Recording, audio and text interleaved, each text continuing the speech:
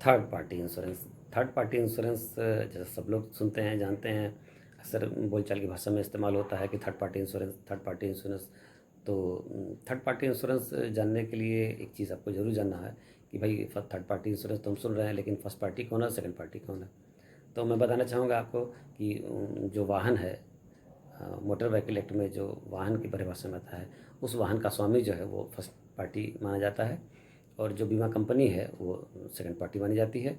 और अगर कोई दुर्घटना घटित होती है तो जो वाहन स्वामी और बीमा कंपनी के अलावा जो तीसरा पक्ष जिसकी वजह से दुर्घटना घटित हुई, वो पक्ष जो उस दुर्घटना से प्रभावित हुआ, जिसको चोटें आई या जिसकी मृत्यु हुई, वो पक्ष को हम तृतीय पक्ष बोलते हैं, थर्ड पार्टी बोलते हैं। तो अब थर्ड पार्टी का जो पूरा लॉ है वो मोटर व्हीकल एक्ट के चैप्टर 11 में डिस्क्राइब किया गया है। मोटर व्हीकल का चैप्टर 11 जो है थर्ड पार्टी इंश्योरेंस को टोटल डिस्क्राइब करता है, जो सेक्शन 145 से लेके धारा 164 तक कवर करती है। और धारा 146 में ये प्रोविज़न दिया गया है कि कोई भी वाहन अगर सार्वजनिक स्थान पे बिना बीमा के नहीं चलाया जाएगा। और अगर वाहन किसी ऐसे माल ढुलाई में इस्तेमाल हो रहा है जो ख़तरनाक किस्म का श्रेणी में आता है माल, जैसे पेट्रोल हो या गैस टैंकर्स हों या और कोई एसिड वगैरह ढोला जा रहा हो या एक्सप्लोसिव इस तरह का हो जो ख़तरनाक सामान की श्रेणी में आता है, तो उस दशा में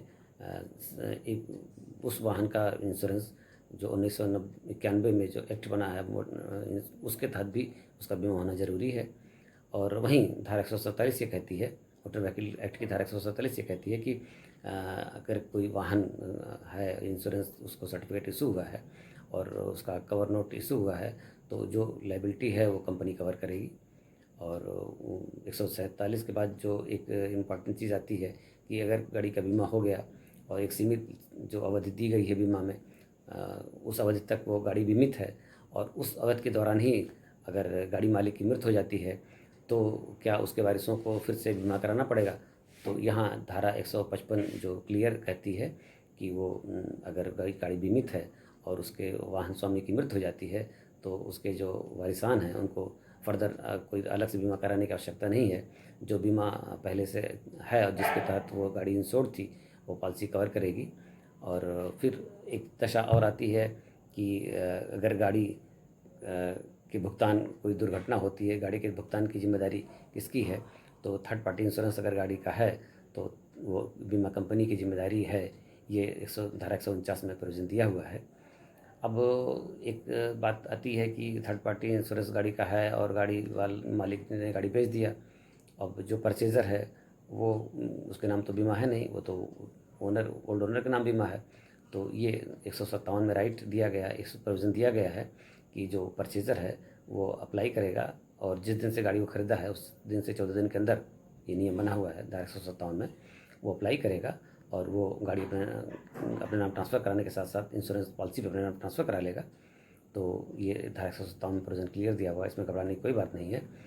और धारा 158 ये कहती है कि अगर वाहन सार्वजनिक स्थान पर अगर चलाया जा रहा है, जब भी कोई पुलिस अधिकारी डिमांड करेगा तो आपको ये सारे पेपर, परमिट और डीएल, इंश्योरेंस और आरसी रजिस्ट्रेशन सर्टिफिकेट, सारे पेपर आपको दिखाने होंगे।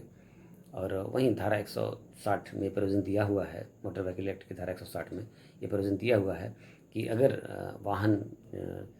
किसी वाहन के संबंध में अगर कोई दुर्घटना हो जाती है और आपको क्लेम करने की आवश्यकता है, तो प्रॉपर फीस दे करके उस गाड़ी के संबंध में लोकल जो आरटीओ ऑफिस है वहाँ से भी आप उसका मुआयना कर सकते हैं उस गाड़ी के पेपर के बाबत। या फिर अगर जो कोई थाना जहाँ कोई एफआईआर दर्ज हुई है एक्सीडेंट के बारे में, उस थाने में भी प्रॉपर फीस जमा करके उस गाड़ी के संबंध में क्लेम दाखिल करने के जो आवश्यक पेपर हैं आप उसका मुआयना कर सकते हैं। तो ये टोटल जो है थर्ड पार्टी इंश्योरेंस के तहत चैप्टर 11 में कवर करता है ये सारी चीज़ें। मोटर व्हीकल एक्ट के तहत चैप्टर 11 में सारा आपको प्रोविज़न दिया हुआ है।